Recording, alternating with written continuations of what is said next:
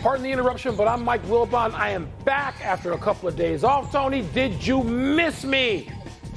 I'm Tony Kornheiser. I'm stuck in my attic. I miss everyone. This is my life. Let's have an accounting of places been. I've been to L.A., been to New York, been to Chicago, been to Scottsdale. You've been to the bathroom. I've been to my attic. I've been to my dining room. I've been to the bedroom and a couple of bathrooms in the house, but I don't get out as much as I used to. No. Welcome to PTI, boys and girls.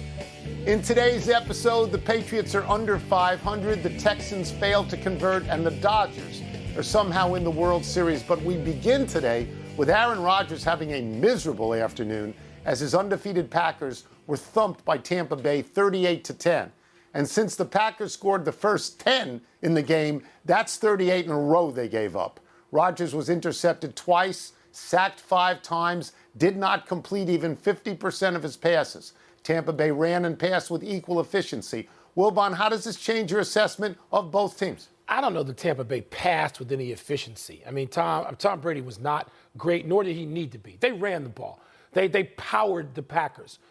But, Tony, I don't know that it changed. I'm not into the complete just wild over-exaggeration on Monday of everything that happened in the NFL, which everybody at every network, including this one, seems to be largely into. So I'm not going to declare the Tampa Bay Buccaneers eventual champions, even though their defense is terrific. But I just saw them get beat by the Bears a week ago, 10 days ago. So don't tell me they're world beaters, right? I do understand when Rodgers says we were reading our clippings. People were just filling our heads with a little too much helium. I think that's a plausible explanation, and they got their butts kicked. More than one thing can be true. But I don't know that, they're both really good, and it's early, so let's just chill. Yeah, so I was really wrong on this game. I thought Rodgers was going to be great in this game. He was picked off twice in the second quarter within 3 pass attempts, one for a pick six and one all the way down to the 2-yard line. So he hadn't been picked twice in the same game since 2017. He hadn't been picked all this year. I made a note to talk to you about saying, well, so much for him being the MVP right now because this was a bad game. As you know, I have liked Tampa Bay from the beginning. I think they are a potential Super Bowl team. I think their defense is very, very good. And what I noted was that Brady found Gronkowski for a touchdown. If he can do that, I think that changes things. Is he still in the league, Gronkowski? Is he still there playing? Yeah. Right. So I'm not panicked at all. Not panicked even slightly by what happened to Green Bay. To your point, I don't know how they lost to your Bears. I don't know how Tampa Bay lost to the Bears. You know what, Tony? Teams are going to lose. Even a damn good season is 13-3, which means you're going to lose some games. So this notion that if they play like this, they have to win. Well, they're not going to play like that every week. That's called sports. Nobody does it every week. Not even the greatest, not even the GOATs do it every week all the time. So what was disappointing to me, like that this game was set up for everybody to love and watch. Yeah. There's no baseball opposite. Wasn't much of a game. The Jets are opposite. And it was a bad game. Yeah. It was a dud. It was a bad game. It was a dud. Yeah. Brady's old team, Tony, is now under 500 after 5 games. The first time that's happened since 2002. The Patriots lost at home to the Broncos 18-12. New England hardly practiced over the past 2 weeks as their facility was shut down multiple times due to positive tests. Bill Belichick said, quote, hopefully we'll be able to practice this week. We certainly need it, close quote. Tone, do you attribute this loss to COVID chaos in New England? So I think that is a reasonable explanation. They didn't practice. I don't think there's any coach that has more specific aims in a practice than Bill Belichick, who changes the game plan every single week. But, and here's my but, I've watched this a couple of times. Cam Newton's having trouble locating receivers. He is wide on receivers a lot. Let's look at his stats just for a second, because he's a great running back at this point still. But he had 17 completions for 157 yards. So that's no good. He had no touchdowns, 2 picks, and 4 sacks. That's the game Aaron Rodgers had. So that would be concerning because, You have to change everything. When number 12 isn't there, you have to change everything, and you're doing it on the fly, and it's hard to do. Yeah, doing it on the fly is a key thing. I'm not going to, sit here and think that New England is somehow not, the Patriots are a dog team, and they didn't practice or they barely practiced. They haven't done it. So, and it seems to me that of all the sports, of all of them, professional football is the one where you better have some practices. We heard the Packers. Rodgers talked about that. Aaron Rodgers did. We didn't have our best week of practice. Well, New England didn't have any week of practice. So how's that going? That's right. And I'm not, look, Cam Newton, everybody was singing his praises after the first 2 games because we get these wildly over-exaggerated Mondays. And then, he has a couple of losses and people say, oh, wait a minute. Like they didn't see the first 2 games. So let's see where the Patriots are when Belichick has them.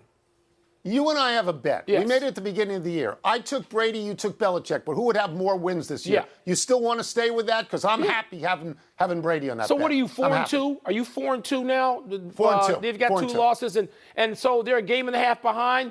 Belichick's got 3 losses total. I'll stay with Coach Hoodie. I'll stay with him.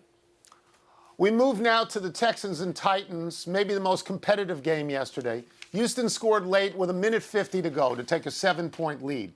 And instead of kicking the point for 8, Romeo Crennel opted to go for 2 and likely the win. It did not work.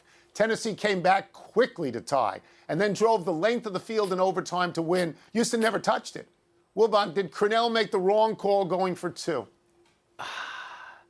Tony, I don't know about this one. And it was great listening to Ryan Clark today, a former professional football player of some renown in a lot of years, say that he went back and forth on this and whether it was a right call or wrong call. And I had a sigh of relief because I'm like, I don't know. There were times where I thought, okay, this is the right play. And then even this morning when I'm watching the replays and the shows and the discussion and the analysis, and I don't know, Derrick Henry was the difference maker in that game. I ain't going to put this on Romeo Crennel. Look, they scored a ton of points. Deshaun Watson at times was himself, was great or nearly that. Tony, Derrick Henry, my God. And I know everybody's going to want to say Tannehill. Tannehill's terrific. Tannehill, over a certain period of time, has been as good as any quarterback in the league.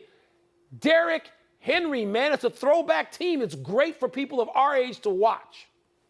Yeah, actually, Tannehill, over a certain period of time, has been the best quarterback in the league. Since the beginning of last year, he is the highest-rated quarterback in the entire NFL.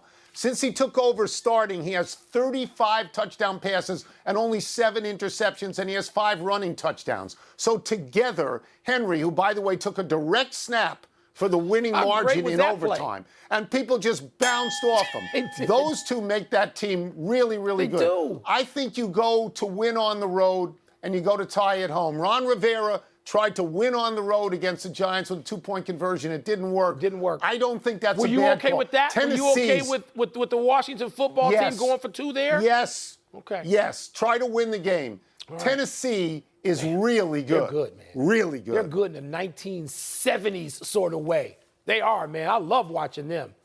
The Dodgers are in the World Series. Something that didn't seem all that likely last week.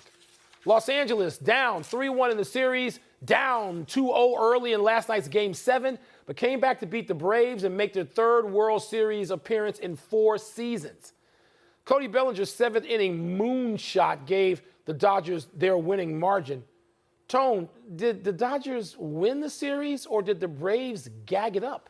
I don't think Atlanta gagged it. I don't think they were the better team. I think 3-1 coming back in baseball happens more regularly than in other sports. It's not a Doc Rivers thing where somebody says, oh, it happened to him 3 times. It's the worst of all time. I don't think that happens in baseball. I think if you looked at this series, every single day, either Bellinger or Betts went over the wall and they brought a ball back. The play by Justin Turner at third when he got Dansby Swanson going home when Markakis hit it. They got him at home, got him in a pickle, and then he turned on his knees and he threw to Seager covering, and they got a double play. The Dodgers played really well. They're a really good team. I think they won it, Mike. They are a really good team, but when you're up 3-1, there's an element of gag involved, Tony. And I'm not sitting here looking at ESPN stats and information in front of me. I'm really not. And I'm going to bet you that there's no difference at all between the number of times a team has come back 3-1 in the NBA And in baseball, I bet you one is 14 and one is 13, or one is 13 and one is 12. Those are about the numbers. They're pretty equal. So it's still fairly rare, but it happens.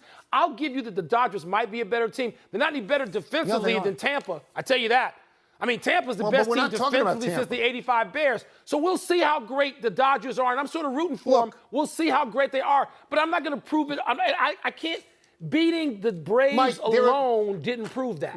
To me, not to me. I didn't think they could beat Fried and Anderson. Okay, I was doubtful of that they would win.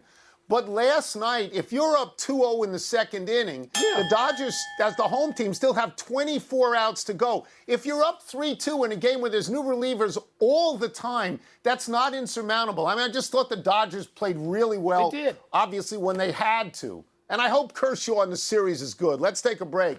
But coming up, we will try to explain why the Steelers clobbered the Browns.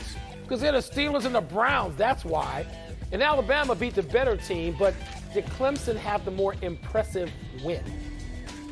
I wonder if people ever have trouble with Dansby Swanson's name. I just wonder. I hear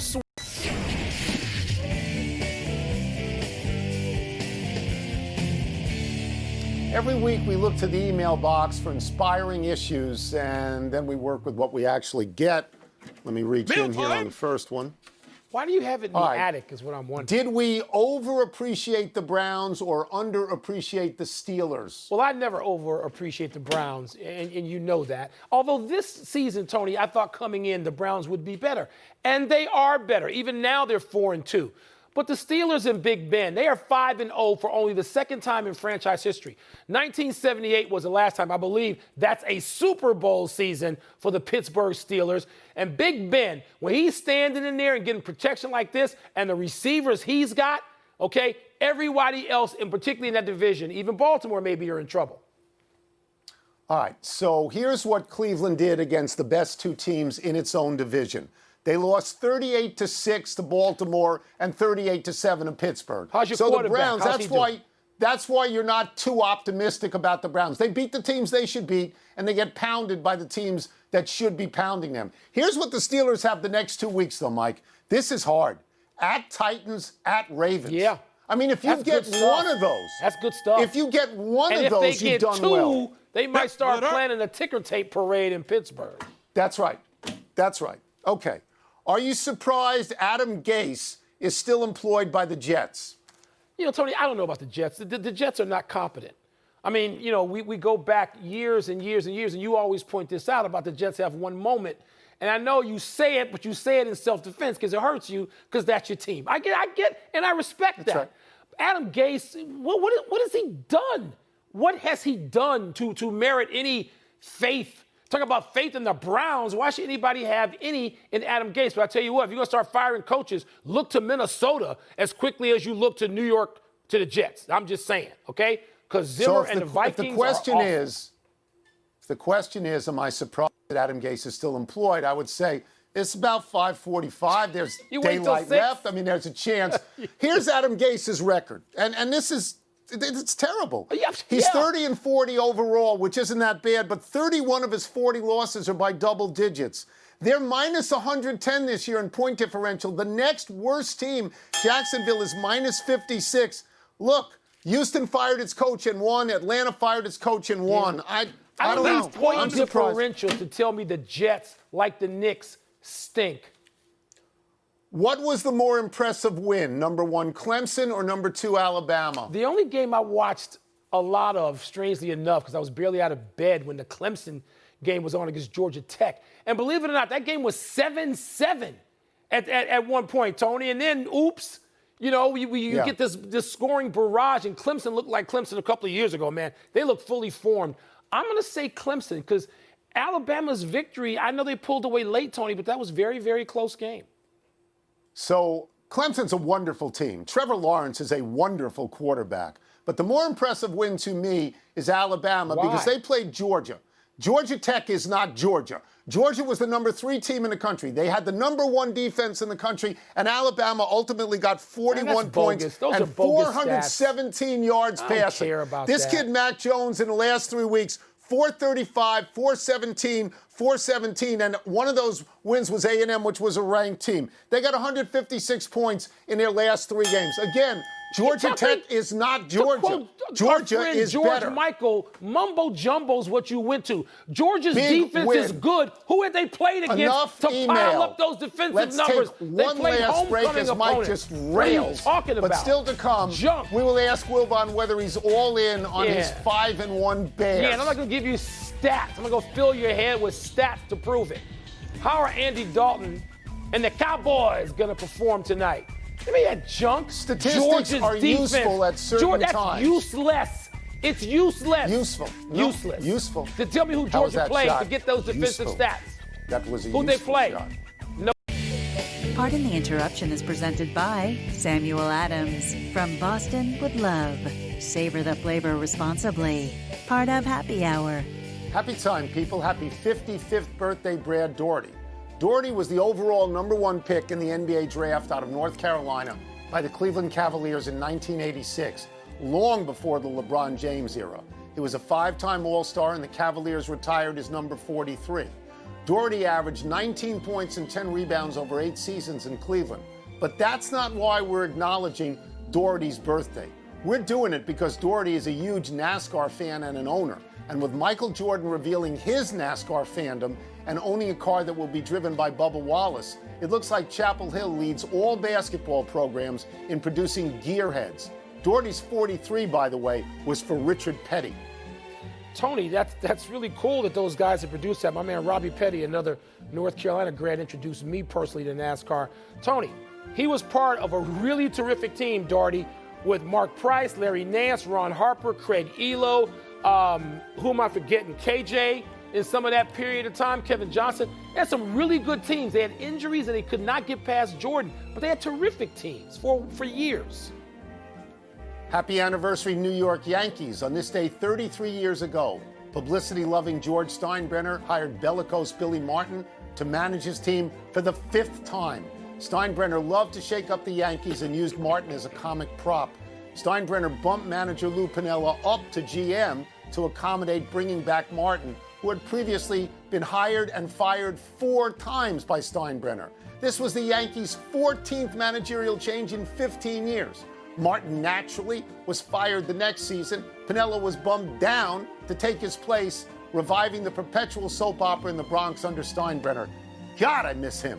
You miss Steinbrenner, but you hated Billy Martin.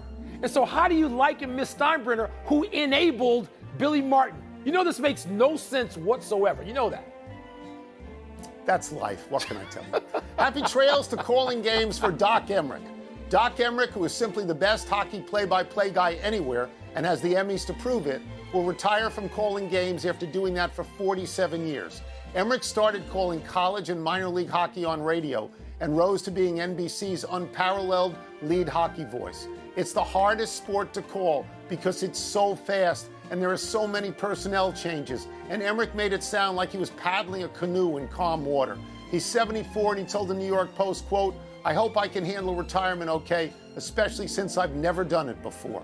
Tony, it was a period of time when the Blackhawks were really the best team in the league over a few years. And when they would come on and Doc Emrick's voice was there, you knew it was a big game. And of course, in the playoffs and through 3 Stanley Cup winning seasons and a couple of others in the conference finals, you heard Emrick all the time call the action for, in this case, my favorite team. And it was just a thrill to hear him. And now it's like, wow, what happens without Doc Emrick? I know it will go on, but it won't be the same and likely not as good. A couple of updates. There have been 14 comebacks from down 3-1 in baseball and 13 in the NBA. Somebody Wilbon, nailed won't that. take credit for that. Yeah, somebody nailed that. Okay. All right, here's something you didn't nail. Okay? Get ready. What? Georgia, who you think plays the Citadel 12 times. They do, Georgia normally. played Arkansas, then number Arkansas 7 Auburn, stinks. and then number 14 Tennessee before Alabama. Did you nail that? How's Tennessee doing right now? How'd they do most recently? They were ranked and how's when they were Arkansas? ranked. Don't give me the great You Georgia are defense always off those saying games. Stop all it. you want to do Stop is it. kill SEC No, I football don't. It's the best. and boost up the It's Big the best. Ten. I just Stop. said SEC is the best football. Apologize. Thank you. What a tremendous admission. Let's go to the big finish. Let's do it. Lamar Jackson had 5 carries of 10 or more yards in a win over the Eagles. Are you impressed? Yes, they ran it up and they went to sleep and Philly almost caught them, but that was a joke. Philly's comeback. Get them out of here. The NFL may fine the Titans for virus violations, but will not take away draft picks. Tone, is that the right call? Yeah, and the worst thing would be a forfeiture. Did you just say Philly's comeback was a joke? Yeah, and it was meaningless? nothing. They got to the point where a two-point conversion ties They lost the game. What are you Stop watching? giving me stats. The Bears beat the Panthers. They're 5-1. That's a stat. Do you believe? I'm starting to believe, Tony, a defense, special teams, and a quarterback who can make some timely plays. It doesn't have to be Joe Montana or Brady. This is our formula. I'm starting to believe. Phil Mickelson won his second straight Champions Tour event. Are you impressed? I told you months ago he'd win the first 5. You laughed at me. He's 2 for 2. That's a stat. Monday Night Football, your Cardinals, one of your home teams at the Cowboys. Who you got? I got a rooting interest in the Cardinals. That's what I got. And try to show up tomorrow without those stats. Out of time. Try and do better tomorrow. I think. I'm Tony Kornheiser. I'm Mike Wilbon. Same time tomorrow, Knuckleheads. Now you can get set for Monday Night Football. Here's Susie Culber and the Countdown crew.